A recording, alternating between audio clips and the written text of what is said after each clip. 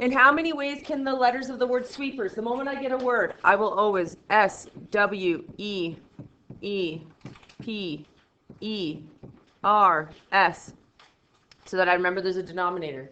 Sweepers be arranged if the WP have to be together, not necessarily in that order. So no matter what, I'm going to have a 2 factorial, 3 factorial in the denominator. Will they have the answer to you forgetting to divide by those? Yes. It will be wrong, but they will have it there. And then 1, 2, 3, 4, 5, 6, 7, 8. 1, 2, 3, 4, 5, 6, 7, 8. The WP have to be together, so I put them together, not necessarily in that order. So you have 2 options for the first one, then 1. If it said it has to be in that order, how would that change? It'd be 1, 1. Then I have 6, 5, 4, 3, 2, 1, and then 7. Would that make Mrs. Lepp happy if she saw the written response like this? No, she'd be like, bad. Put the dots in there. It's aggressive. I wouldn't be like, you were like you were smiling when you said it, but then you did that motion. And so then the 2 together I can't take seriously. All right. Yes, I would be like, where are your multiplication dots? Boom, boom, boom, boom, boom, boom, boom, boom, boom. And sometimes I do that because I'm a rebel. Okay. We can write that back out as 2 factorial or just 2. Why did I write just a 2 instead of 2 factorial? 2 times 1 is redundant. 2 times 1 is redundant. True. The 2 times 1 is 2. And then 7, 6, 5, 4, 3, 2, 1 blast off, so 7 factorial over 2 factorial, 3 factorial. These babies would cancel. And I would get 5,040 divided by 6, which is? I got 2 separate answers spoke to me. I said I'd one, please. What's the answer? 840. Wow. Okay, it's just my ears, because neither of the answers I heard before that were either of that. So I just need to get some cleaning, I think that's what happens, because I know you know the answer, but I heard a few different ones, but I'm pretty sure it's just sometimes I'm a little off. Okay, how many 5-member committees containing 2 conservatives, 2 New Democrats, and 1 liberal? It sounds like a joke, walked into a bar or something, like just joking. That was funny, thank you. Walked into a bar, ouch, a bar. Get it? They walked into a bar. The conservative stuff. No. Okay. Can be formed from 7 conservatives, 6 New Democrats, and 5 liberals. So remember when we chose girls from girls and boys from boys, and teachers from teachers and students from students, and in golf clubs we did drivers from drivers and irons from irons, and we did cats from cats and dogs from dogs. What would we use? C or P? C. C, because those 2 conservatives would have to have 2 jobs. Now, how could this change? Well, it would be a C no matter what, but then if I took the 2 conservatives, 2 New Democrats, and 1 liberal and took a picture of them after, I would have to do the blanks. That would be me arranging them, right? So I have 7C2, and I need 6C2, and I need 5C1, and that would be the answer. But what if I said I needed to pick them for a committee, and then after that I took a picture of them? What would I have to do? Multiply by 5 factorial, because you would arrange them into the spots, right? So you have to watch yourself if they throw a range after a combination. To get a range thing, would you also have to divide by the 2, the number of conservatives you have? Well, the 2 conservatives I can tell apart, because I'm hoping they're not absolute twins that look similar in every way. Just because they're conservatives or New Democrats doesn't mean we can't tell them apart. They just believe in one party. Okay, cool. So 7C2, 6C2, 5C1 is what?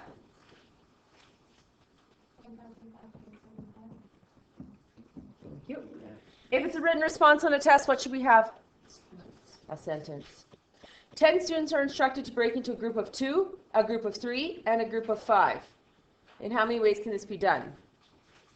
So I have 10C2. That gives me my group of 2. Do the groups have any specific jobs? No, so that's why I'm using a C. Then this doesn't say or. It doesn't say a group of 2 or a group of 3 or a group of 5. It says a group of 2 and a group of 3 and a group of 5. So I'm going to go and. The moment I say and not or, if I say or, I have a plus sign, right? If I say or, I get a plus sign and I get all my people back. So I get all 10 people back, right? If I say and, I don't get the people back that I've used up. So it's 10C2 then, 8C3. Now I've used up 5. What's the last part? 5C5. So the key is when I go with cases and I have ors, I get all my people back, every single new case, or all the numbers back, or all the letters back. We've done that before, right? But if it's an and, you use that up. I need this, and this, and this, so I have to have that. So I've used up 3 people. What does this get you? Anyone? Thank you. This one says, how many of the numbers of at most 3 digits, how many numbers of at most 3 digits, can't read, can be created from 0, 1, 2, 3, and 4? At most 3 digits. So it means 3 digits or 2 or 1 or none would make no sense. Okay. On a test, they would probably actually not include the 0 because it gets a little bit confusing, but that's okay. And it doesn't say 0 can't be there. So it would be 3 or 2 or 1. Okay, so how many options do I have for this first blank? 4. Why not 5? 0 can't leave. Because 0 we cannot start with. So this would be 4 and this would be... How many would this one be? Is the number 0 a 0? Is the number 0 a number? So it would actually be 5. Because can you not have a single digit that's 0, 1, 2, 3, 4, or 5? Yeah, so the 0 works there. Hence why I just said we're probably not going to get the 0. Yeah. Was the question specify if it's like a natural number, like a whole number? They probably would just completely omit the 0. Or, yes, they would have to say whole number, natural number, integer, non-zero numeral, something like that. Yeah. Does it say I can't repeat? Does it say I can't repeat? No, so I assume I can. Make sure you have your multiplication dots. So if you did it with 4, it's just 1 more than your answer. What do you get? Okay, shh. How many ways can all the letters in Aloha? Now, on a test, please read. Sometimes I make you use all the letters. Sometimes I want 4-letter words out of a 5-letter or 9-letter words. You have to read. People will bypass it. If I want a 4-letter word out of 9 letters, do you think they're going to give the answer to all 9? If you bypass the word 4? Yeah, they absolutely will. You have to read. So I would make sure you use a highlighter. So we have Aloha, A-L-O-H-A. Can be, letters of Aloha be arranged if the A's cannot be together. So I do Aloha no restrictions, which is 6 factorial, minus the A's together. 5, A's together, 2, 1, 3, 2, 1, times 4. So I'm going to get 360 minus 24, which is 3 what? What? 5 facts? Oh, there's 5 letters. Okay. Well, that really put a kink in my plans. All right, I did 720 divided by 2, but it's actually 120 divided by 2, which makes a substantially smaller number. 60 minus 24. Okay, guys, now we're on board. Is 30? 6. There we go.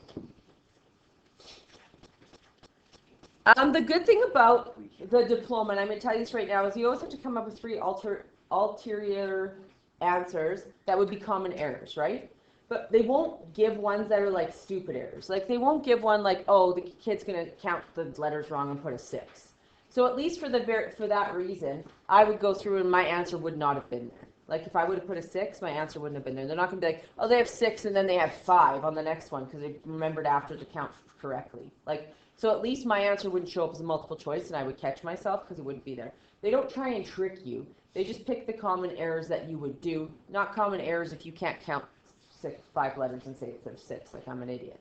Okay, they won't like give you idiot answers. Okay, a jury pool consists of 12 women and 8 men. How many 12-person juries can be selected?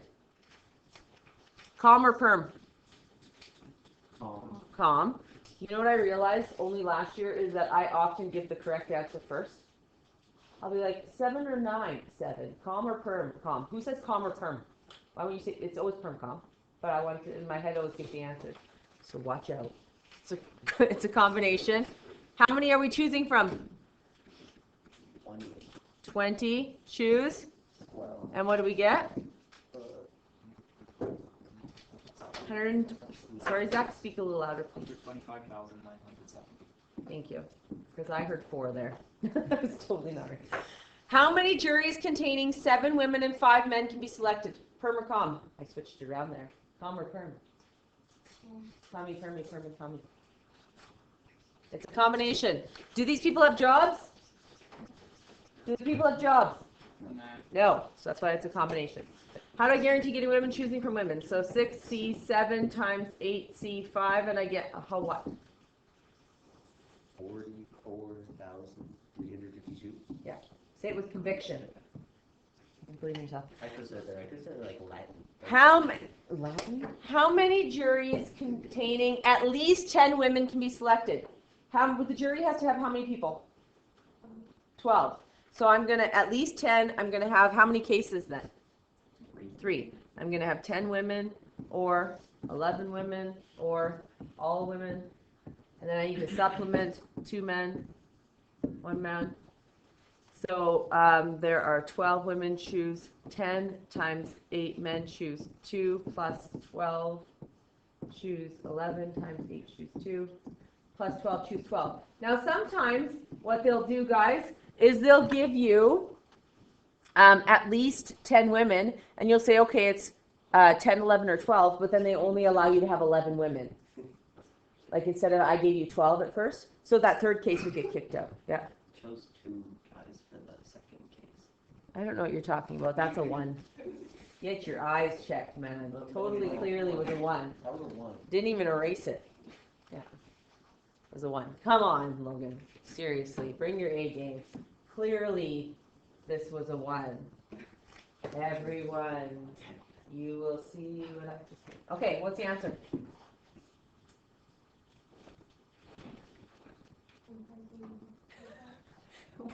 I feel so like I cannot hear. What about that? 1945. I'm like, you guys are really questioning. I'm like feeling like I don't know if I can't hear or if you're whispering. Saying 1945. I got it now. Thanks, John. A little late to the ball game on that one. It was written down already. Okay. How many different 4-letter words can be made by taking 2 letters from the word kite and 2 letters from the word sold? The catch here is that kite and sold can't have the same letters, right? Because then you could possibly have repetitions or not, which would really suck. So hopefully I never do that. So I need to take 4 letters from kite and 4 letters from sold. So, and 2. Wow, yeah. I'm just going to do this. So 2 letters from kite and 2 letters from sold. Done, right? It's still a word. So words are always permutations, correct? So no matter what, I'm going to have to arrange this at some point. And if I haven't arranged it, I'm going to have to. So 4C2, I now have my 4 letters. Now what do I have to do with them? Arrange them. So I get 4, 3, 2, 1. And what's my answer?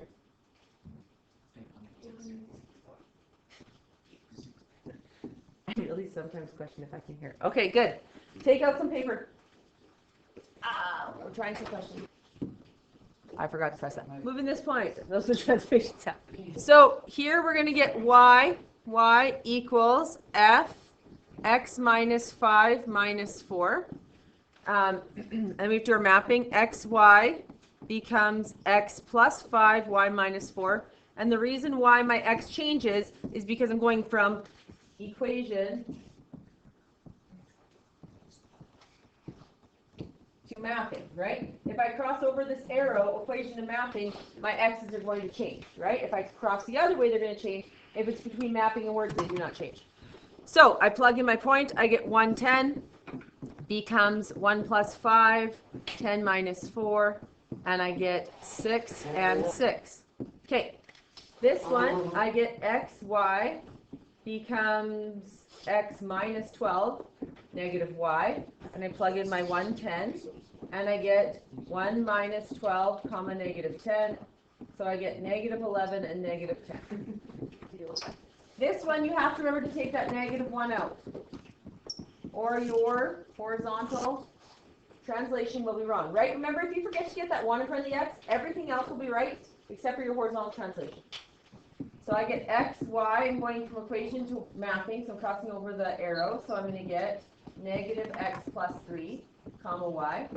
And so I'm going to get 110 becomes negative 1 plus 3 comma 10, which becomes 210. Sorry. Might get real. Okay, we're just going to discuss this one. We're not going to do it, and then we're going to move on. So let's look up here. The reason why we're discussing this is because I will give you a point. Everyone can move it. Guys, pay attention. John. Tyler. When I give you a graph, people get stuck. What is a graph just? More points, more coordinates, correct? So what am I still going to use? Mapping. It's not going to change. So I would add my 1 over, and I would get xy becomes negative x, changed again, y plus, back to normal, 1. And then I would just plug in each point separately and regraph, right? Now paying attention, when I said when you plug in each separately, what did I tell you to do? Take one, plot the next one, connect them. Plot the next one, connect them. Plot the next one, connect them. Don't just draw them all and then willy-nilly connect them in whatever fashion you feel. Okay, that does not work. Last question for you is this.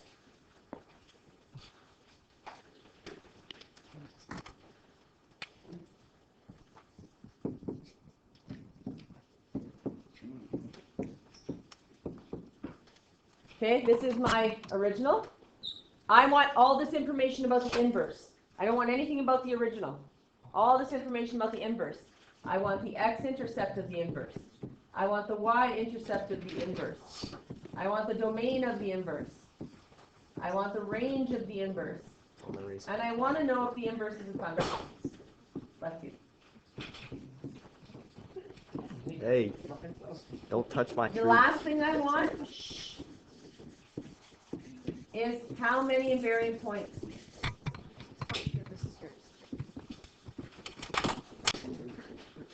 You Now we're got moving on to balls. remainder theorem and factor theorem. Yes. We have a quadratic. It has been moved what? 3 to the... Did someone just say what is a quadratic? I'm going to pretend I didn't hear it. Okay, this is 3 to the what? Right? And this is 6. Wow, up. So 3 right, 6 up. 1, 2, 3, 4, 5, 6. So it's just that parabola boom, boom. Remember how we discussed this is not an appropriate graph if I ask you to graph? But it's a good sketch to help me for this. Don't go like on the test and say, Mrs. Lepp, you didn't give me any marks. I put 1 point. I drew just like you. I want to be like you. Like, don't do that. That's not going to work. I'm going to be like, well, I suck. So how about we don't copy what I do? All right. Actually, I'll replay this. 1758 on Tuesday when I repeated that this is not a graph if I ask you to draw an accurate graph. Okay? But it does help for this. So what's the x-intercept on this graph? There ain't one. So what is it for the inverse? 0, none. No. Where though? 0, 0. No, nothing. There's nothing. There's no. For which one? The y-intercept. There we are. There is none. Okay. Now, how do I get my y-intercept for this one?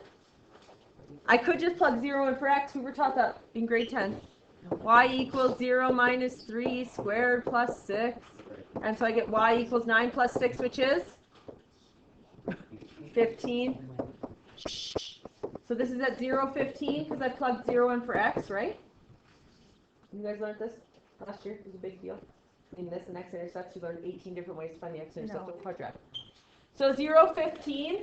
So our x-intercept is 15, 0. What's the domain of that one? X and down to the reals, right? Yep. So what's that on this one? Range. Good answer. Thank you. I don't want to wait for you all to take your 10 minutes to answer me when I know you all know it. And then that's negative infinity, positive infinity. The range of this one is y is greater than or equal to 6. And what's the definition of an inverse? The what switches? X and y. So if this is y is greater than or equal to 6, it's going to become x such that x is greater than or equal to 6. And then we do 6 to infinity. You need to be able to do both, all you guys who are rebelling and doing equal notation. Inverse, is it a function? No. How do I test off the original if it's a function? Horizontal line test. Done. No. How many invariant points? 0. For what you've drawn, 0. Will it ever cross? No, because it's going to be down here and they'll get wider, but it's not going to get so. Now, hopefully they just give you something like this. Ooh, quick question, then we're moving on. So if I give you this, ready?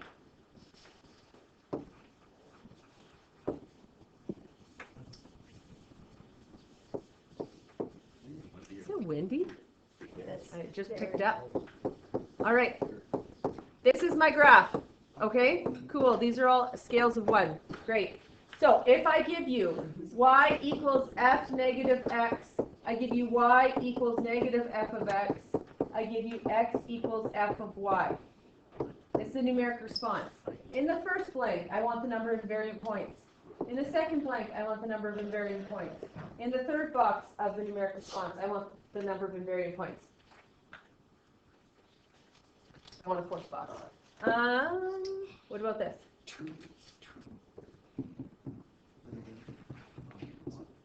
Go. All of you guys are so lovely. You're like flipping them. I can see you physically moving them with your hands. You're like moving around, handstands, different things. I would just use mapping. See, you guys are like, blah, blah, blah, and I'm like, oh, mapping. Except for this one. This one, I'm like, I'm a rebel without a cause. So I'm going to draw my line y equals x. And then I'm going to go 1, 2. Okay, that one's easy. These other ones are kind of harder to visualize. So I turn them into mapping for myself because that's what helps myself out.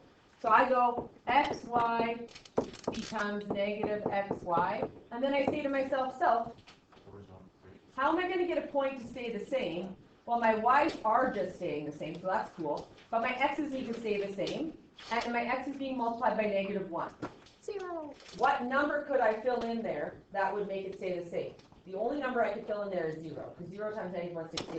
So I'm looking for all the spots on this graph where x equals 0. That's essentially what I'm doing. So where does x equal 0? Here, right? Which is, how many times? 1. Now this one, I have xy becomes x negative y. While my x's are staying the same, cool. My y is being multiplied by negative 1. How am I going to get it to stay the same as y? The only way that happens is if y is equal to 0, which is actually the x-axis, correct? So that is 2. Okay, this one, I have xy becomes x3y. Well, my x's are currently the same, cool. My y is being multiplied by 3. What does my y need to be that if I multiply it by 3, it stays the same? 0 again. It's actually the exact same as this one. It's the x-intercept. So it's 2. 1, 2, 2, 2.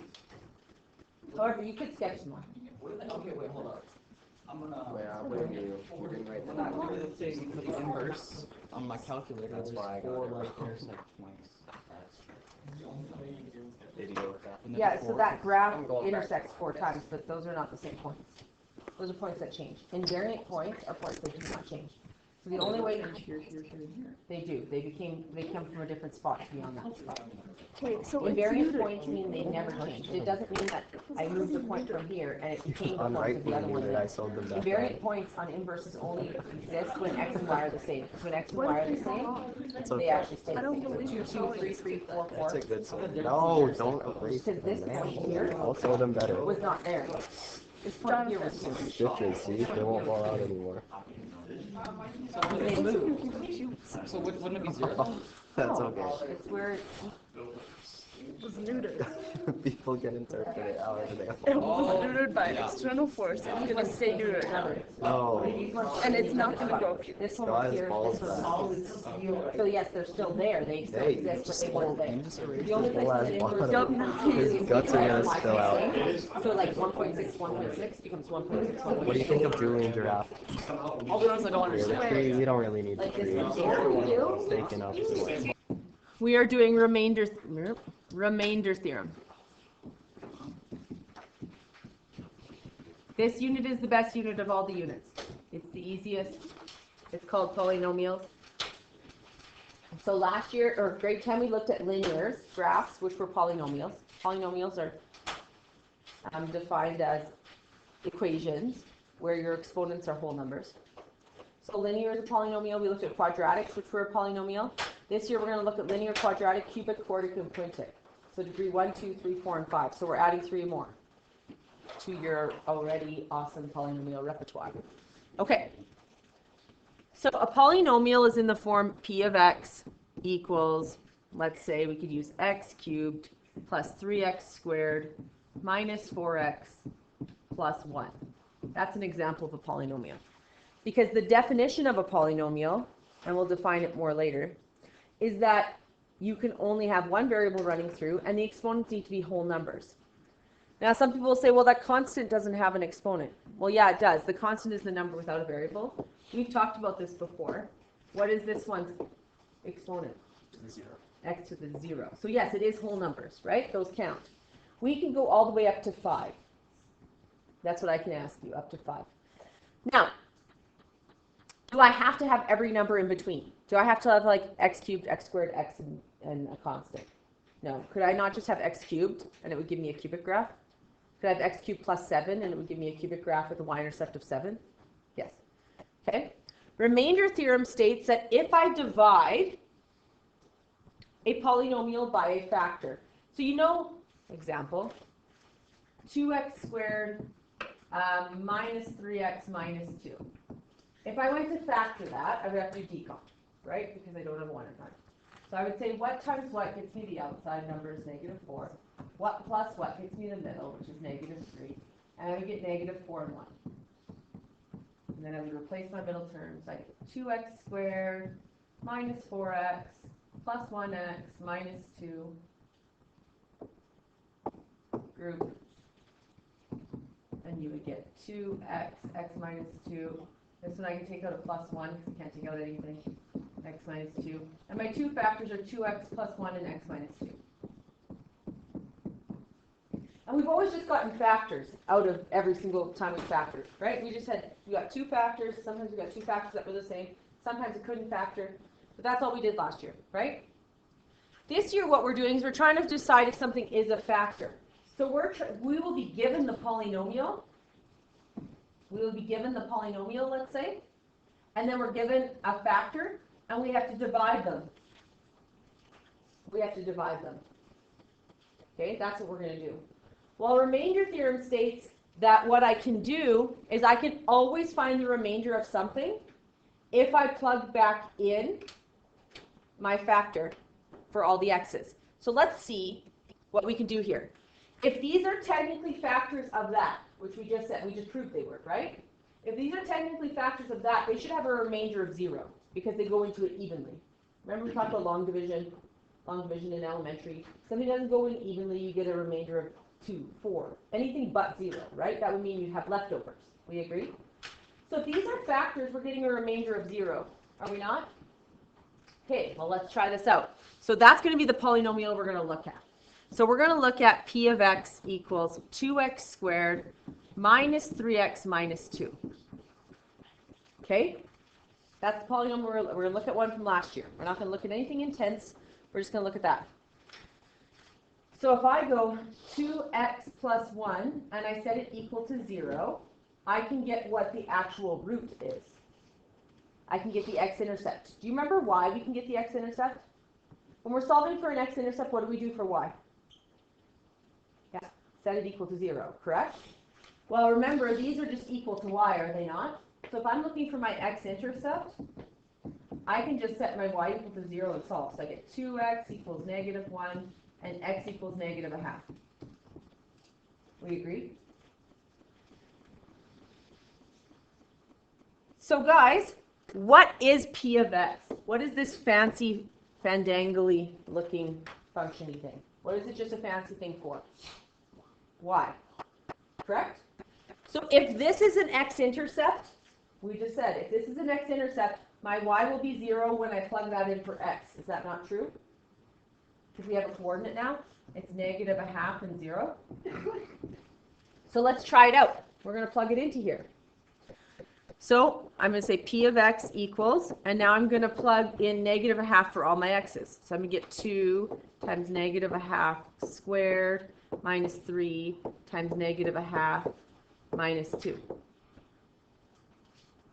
So I get p of x equals -0.5 squared is 2/1 times 1/4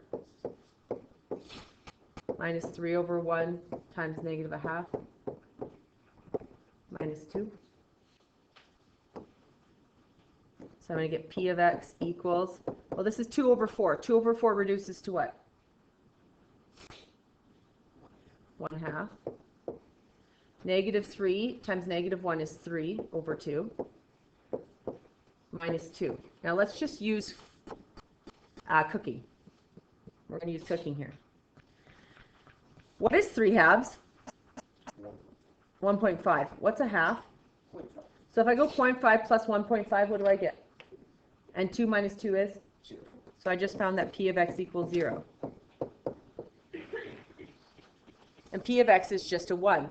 So if I get the P of x equal to 0, if this is true, the statement for factor theorem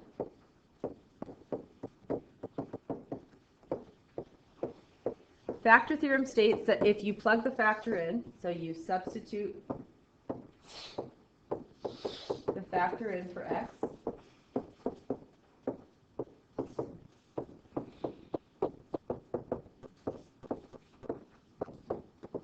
and P of x equals 0,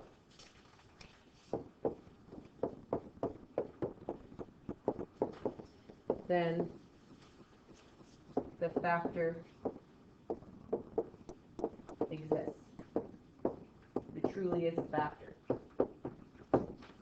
Because what this actually is, this here, is the remainder.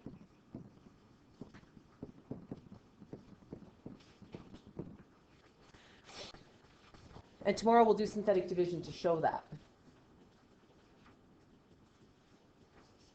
Let's prove that the other x-intercept works too. So if I take this factor now, x minus 2 equals 0, it would be set x equals 2, right? So we would say my x-intercept is 2, 0. So I'm going to plug that one in.